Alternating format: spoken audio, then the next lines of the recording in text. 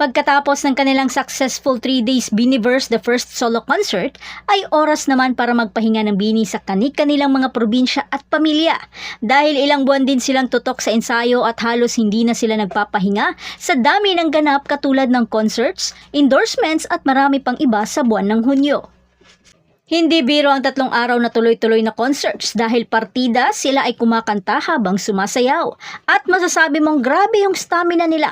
Kaya ginawaran sila ng historical achievement bilang kauna-unahang Filipino girl group na nagsagawa ng 3 days na halos 2 oras lamang ay sold out agad ang mga tiket.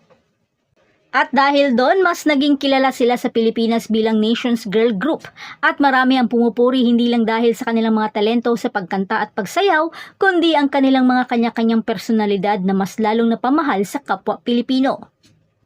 Gayunpaman, it's a blessing and a curse ika nga dahil hindi pa rin maiiwasan na talagang nakikilala na sila ng mga tao at kahit saan man sila magpunta ay marami na ang nagpapapicture. At nabalitaan nga na ang 8 ay nakauwi na sa kani-kanilang mga pamilya at nakita sila sa mga kainan kasama ang kanilang mga pamilya at kaibigan. Isa na dyan si Aya Arceta na nasa Carbon Night Market ng Cebu na ini-enjoy ang kanyang pagkain habang nagkikipagkwentuhan sa kanyang mga kaibigan. Pero di pa rin ito nakaligtas sa mga mata ng mga Blooms dahil mangilan-ngilan rin ang pinagbigyan niya na magpa-picture. At alam naman natin na bago pa man ang concert ay marami ang nakapansin sa pagiging matamlay nito at halos balot na balot at ayaw ipakita ang kanyang mukha. Kaya marami ang nag-aalala sa kanya dahil nakasanayan itong palangiti at palabiro sa kanilang mga fans. Kaya marami ang natuwa nang nakauwi ito para huminga sandali sa hectic nilang schedule sa Manila.